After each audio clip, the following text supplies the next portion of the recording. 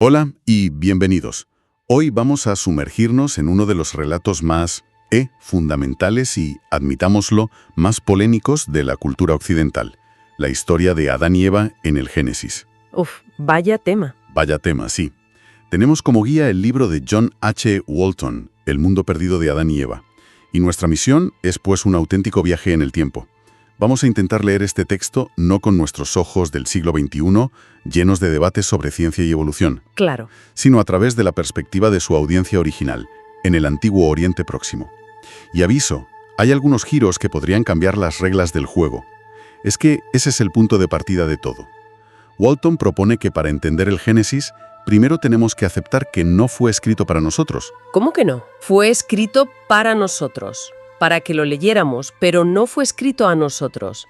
La audiencia original compartía un entorno cognitivo, una forma de ver el mundo que nosotros perdimos hace milenios. Claro. Intentar leerlo sin esa clave es como, no sé, como intentar abrir una puerta con la llave de otro coche. Me gusta esa imagen. Es como si estuviéramos mirando por el ojo de la cerradura e intentando adivinar qué pasa dentro. Entonces, ¿cuál es el primer paso para encontrar la llave correcta? O sea, ¿qué significa en la práctica leer el Génesis como un documento antiguo? Pues a ver, el primer paso es entender la idea de comunicación de alto contexto. Piensa en una conversación entre dos cirujanos en medio de una operación. Vale. No entenderíamos nada. La Biblia fue escrita en un entorno así. El autor no necesitaba explicar conceptos que para su público eran tan obvios como el aire que respiraban. Claro, nadie se detiene a explicarle a su vecino qué es el sol cada mañana. Exacto. Walton usa una analogía brillante, un informe de tráfico de una radio de Chicago. El locutor dice, el viaje desde la cueva hasta el cruce tardará 38 minutos. Y no entiendo nada, claro. Para alguien de Chicago, esa frase es perfectamente clara. Saben qué es la cueva y el cruce. Para un turista es un galimatías. Al leer el Génesis, nosotros somos los turistas, confundidos y tratando de descifrar el mapa. Vale, esa analogía es brutal. De repente nos pone en nuestro sitio con una dosis de humildad. Somos los turistas con un mapa que no entendemos. Y esto se conecta con otra idea que menciona Walton, la de la acomodación divina, ¿no es así? Totalmente. La idea es que Dios, para comunicarse, se agacha, por así decirlo, y utiliza el lenguaje y los conceptos que la cultura de la época podía entender. No les dio una clase de física cuántica. Para nada. Usó su propia cosmología, su propia ciencia. Por ejemplo, los antiguos israelitas, como sus vecinos, creían que el cielo era una cúpula sólida, una bóveda, y que había aguas arriba de esa bóveda. El texto del Génesis utiliza esa imagen sin problemas. Y aquí es donde normalmente empieza el conflicto. La gente dice, ¿ves? La Biblia se equivoca, no hay una cúpula sólida. Pero es que ese es el error del turista. La autoridad del texto no reside en que la descripción física del cosmos sea científicamente precisa para nosotros. Reside en el mensaje teológico que se comunica a través de esa descripción. Entiendo. A Dios no le interesaba darles una clase de astrofísica, le interesaba decirles quién estaba al mando de ese cosmos y para qué existía. Esto es clave, porque desactiva de entrada gran parte del debate moderno entre ciencia y fe. No se trata de que la Biblia se equivocara en ciencia, sino que ni siquiera estaba jugando en ese campo. Su objetivo era otro. Justo. Y si aplicamos esta lógica, me imagino que cambia por completo cómo leemos el relato de la creación de los 7 días. Por completo. La lectura tradicional, que está muy influenciada por el pensamiento griego y la Ilustración, asume que Génesis 1 es un relato sobre la creación de la materia a partir de la nada, lo que se llama creatio ex nihilo. Sí, lo que hemos aprendido siempre. Pero Walton argumenta que esa no era la principal preocupación de un antiguo israelita. Su preocupación era el orden frente al caos. ¿A qué te refieres con que no era su principal preocupación? ¿No trata de cómo empezó todo? Trata de cómo empezó todo a funcionar. La clave está en una sola palabra hebrea, bara, que siempre traducimos como crear. Vale. Walton hizo un análisis exhaustivo de cómo se usa esta palabra en toda la Biblia y llegó a una conclusión sorprendente. El verbo bará nunca se usa para describir la fabricación material de un objeto. No se dice que un carpintero bará una mesa. ¿No? Este verbo se reserva para Dios y se refiere a poner en orden, a asignar roles y funciones. Crear, en esta mentalidad, no es fabricar materia, es dar un propósito. Espera un momento, porque esto es un cambio de paradigma total. Si crear significa asignar una función, entonces toda la discusión sobre si los días son de 24 horas o de millones de años Se vuelve casi irrelevante, claro. La pregunta de cuántos años tiene la Tierra según el Génesis estaría mal planteada desde el principio. Exactamente. Estaríamos haciéndole al texto una pregunta que nunca pretendió responder. Y esto se confirma cuando vemos el estado inicial del mundo en Génesis 1, versículo 2. La tierra estaba informe y vacía. En hebreo, tohu u abohu. Eso es. Nuestra mente moderna piensa en un vacío sin materia, pero en el pensamiento antiguo eso significaba un estado sin orden, sin función, inútil. El universo material podría haber estado ahí desde hace eones, pero no existía en el sentido de que no servía para nada. O sea que informe y vacía sería como una casa recién construida, pero sin muebles, sin electricidad, sin fontanería. La estructura física está ahí, pero no funciona como un hogar. Es inhabitable. Es una analogía perfecta. La materia prima estaba, pero el cosmos no funcionaba. Y entonces los 7 días no son una crónica de fabricación. Son la inauguración de una empresa. Exacto, la inauguración. Los 3 primeros días, Dios crea las funciones básicas. Día 1. Separa la luz de la oscuridad. No crea la luz material, sino la función del tiempo. Establece los ciclos de día y noche, la base para que todo lo demás pueda ocurrir de forma ordenada. Correcto. Día 2. Separa las aguas de arriba de las de abajo. Establece las bases del clima. Día 3. Separa la tierra seca del agua y hace brotar la vegetación. Establece las bases para la comida. Ya tenemos tiempo, clima y comida. El hardware funcional del mundo está listo. Eso es. Y entonces los días 4, 5 y 6 son como contratar al personal para que maneje la empresa. Esa es la idea. Dios instala a los funcionarios que van a ocupar esos roles. Día 4. Pone el sol y la luna para gobernar los ciclos del tiempo que estableció el primer día. Día 5. Llena las aguas y los cielos de criaturas. Día 6. Llena la tierra de animales y finalmente de seres humanos. Cada cosa ocupa su lugar y cumple su función. Pero siempre hemos pensado que el clímax era el día 6, con la creación del ser humano como la joya de la corona. Y lo es en un sentido, pero el verdadero clímax narrativo y teológico es el día 7. ¿El descanso de Dios? Sí, pero siempre he pensado que el séptimo día era como el final de una semana de trabajo agotadora a Dios echándose una siesta. Es una imagen muy humana, ¿no? Pero en el Antiguo Oriente Próximo, el concepto de descanso de un dios era increíblemente poderoso. No era por cansancio, era un acto de entronización. ¿Cómo de entronización? Cuando un rey terminaba de construir su palacio, o los dioses terminaban de construir su templo, descansaban en él. ¿Qué significaba eso? Que tomaban asiento en el trono para empezar a gobernar desde allí. Ah, vale. El descanso de Dios en el día 7 es el momento en que Él se instala en el centro de control de su creación para mantenerla en funcionamiento. Es la inauguración del universo entero como su templo cósmico. El universo como un templo. Eso lo cambia todo. No es solo un escenario, es un espacio sagrado. Vale, si el cosmos es el templo, ¿quiénes son los sacerdotes? ¿Dónde encajan Adán y Eva en esta gran inauguración? Aquí la cosa se pone aún más interesante. Primero, hay que ver cómo el texto juega con la palabra Adam. A veces significa humanidad en general, otras veces un hombre, y finalmente se convierte en el nombre propio, Adán. No es tan simple como pensábamos. Junto con Eva, que significa vida, sus nombres ya nos gritan que no estamos ante una simple biografía, sino ante arquetipos. Representan a toda la humanidad. Son como el soldado desconocido de la humanidad. Representan a todos. Exacto. Y por eso los relatos sobre cómo fueron formados no deben leerse como un manual de biología, sino como declaraciones de lo que significa ser humano. Que Adán fue formado del polvo es una afirmación sobre nuestra mortalidad. Una verdad que nos aplica a todos. A todos y cada uno de nosotros. Como dice el Salmo 103, recuerda que somos polvo. No es una receta química de nuestros orígenes. Y claro, la famosa historia de Eva siendo creada de una costilla de Adán. Aquí hay un detalle de traducción fascinante.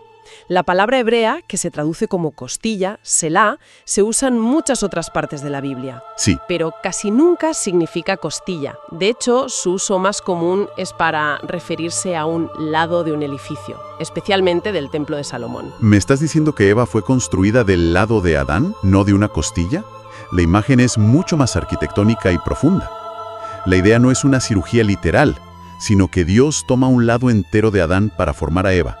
La verdad que se comunica es ontológica. No son dos seres independientes, uno hecho de un trocito del otro, Claro. sino que son literalmente dos mitades de un todo. La humanidad está incompleta hasta que ambas partes están juntas, en unidad y complementariedad. Pero seamos sinceros, la idea de la costilla está increíblemente arraigada. ¿Por qué crees que esa traducción se impuso con tanta fuerza si el original era más ambiguo? ¿Qué se gana o se pierde con esa imagen más quirúrgica? Es una buena pregunta. Quizás la imagen de la costilla es más concreta, ¿sabes? Más fácil de visualizar que la idea abstracta de dos lados de un mismo ser. Es más memorable. Tiene sentido, pero lo que se pierde es enorme. Se pierde la conexión arquitectónica con el templo, la idea de que la humanidad misma está construida como una estructura sagrada y unificada. Se corre el riesgo de trivializarlo en una anécdota extraña. Entiendo lo del arquetipo, pero esto me lleva a otra duda que siempre he tenido. ¿Qué hacemos con el segundo relato de la creación en Génesis 2? Siempre me pareció una repetición extraña, como si el autor no se decidiera o hubiera pegado dos historias diferentes. Es la pregunta del millón, y Walton propone una solución elegante.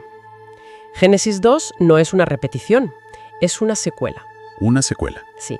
Génesis 1 es la visión panorámica, la creación del cosmos templo y de la humanidad en general. Génesis 2 hace se enfoca en dos individuos concretos, Adán y Eva, y en su instalación en un lugar muy especial, el jardín del Edén. Vale.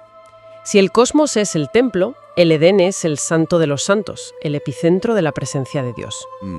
El centro de control del que hablabas, exactamente. Y fíjate en la tarea que se les encomienda, servir y guardar el jardín. Los verbos hebreos que se usan aquí, abt y shmar. Sí. Son precisamente los mismos verbos que se usan más adelante en la Biblia para describir las tareas de los sacerdotes levitas en el tabernáculo y el templo. O sea que... No eran jardineros. no son jardineros. Son los primeros sacerdotes de la humanidad, instalados en el espacio más sagrado para mediar la presencia de Dios en el mundo. Un cosmos templo, Adán y Eva como sacerdotes arquetípicos. Con este trasfondo, la historia de la serpiente y la fruta prohibida, que por cierto el texto nunca dice que fuera una manzana, Nunca lo dice. tiene que adquirir un significado completamente nuevo. ¿Qué era realmente el pecado original? Primero, la serpiente. En el contexto del Antiguo Oriente Próximo, sería vista inmediatamente como una criatura del caos, un ser del reino no ordenado que se infiltra en el espacio sagrado para introducir el desorden. Una fuerza disruptiva. Eso es. Y es importante notar que el texto del Génesis no la identifica con Satán. Esa es una interpretación posterior. Aquí es, una fuerza disruptiva del exterior. Y se infiltra en un mundo que, según has dicho, no era perfecto en el sentido que solemos pensar. Así es. Esto es crucial. El mundo precaída no era un paraíso sin muerte, sin depredación ni procesos naturales. Era un mundo que contenía dos realidades. El orden, todo lo que Dios había establecido y puesto en funcionamiento, y el no orden, el caos residual. El caos residual, el potencial sin actualizar que aún no había sido sometido. La palabra bueno, top, que Dios repite en Génesis 1, significa funciona óptimamente según su diseño, no perfecto en un sentido moral o estético absoluto. Un momento. Aclaremos esto porque suena clave. No orden no es lo mismo que el mal, ¿verdad? Sería más como el mar profundo en la antigüedad, un lugar sin domar, o como un lienzo en blanco. No es malo, simplemente no tiene una función asignada todavía. Exactamente esa es la idea. El desierto, el mar, eran reinos de no orden. La tarea de la humanidad, como representantes de Dios, era extender el orden del jardín a esas áreas. El pecado introduce algo totalmente nuevo, una tercera categoría, el desorden, el mal. El desorden es la rebelión activa contra el orden establecido. Es el mal moral. Entonces, si el mundo ya era una mezcla de orden y no orden, ¿cuál fue el verdadero pecado? ¿Por qué fue tan grave comer una fruta? No fue la fruta, fue lo que representaba. El árbol era el del conocimiento del bien y del mal. En su contexto, esto no significa saber la diferencia entre lo correcto y lo incorrecto. No. Significa tener la sabiduría y la autoridad para decidir qué es bueno y qué es malo, para definir la realidad. Al tomar el fruto, Adán y Eva no estaban rompiendo una regla arbitraria, estaban declarando su independencia. Se estaban poniendo en el lugar de Dios. Gracias Dios por tu definición de orden, pero a partir de ahora nosotros seremos nuestro propio centro de sabiduría y estableceremos nuestras propias reglas. Usurparon el papel de Dios como fuente de orden. Introdujeron el desorden, el mal moral, en un mundo que hasta entonces solo conocía el orden y el no orden, y la muerte. ¿Cómo encaja la muerte en todo esto? Siempre la hemos visto como el castigo directo. Walton argumenta que la humanidad fue creada mortal desde el principio.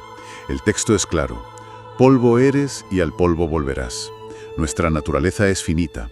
Exacto. Pero en el jardín, en el espacio sagrado, tenían acceso a un antídoto, el árbol de la vida. Era la fuente de la vida eterna que contrarrestaba su mortalidad inherente. ¿Vale?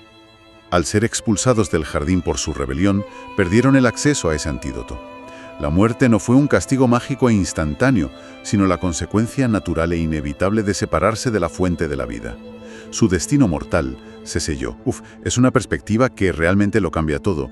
Leer Génesis con la ayuda de Walton y estos ojos antiguos, la creación deja de ser un debate sobre ciencia versus fe y se convierte en una profunda declaración teológica sobre el propósito, la función y el orden del universo como un templo sagrado. Y Adán y Eva dejan de ser simplemente los dos primeros individuos biológicos para convertirse en los representantes sacerdotales de toda la humanidad. Su error no fue romper una regla, fue intentar redefinir el centro del universo, poniéndose a sí mismos en el lugar de Dios. Claro. Esto nos permite tener conversaciones mucho más ricas.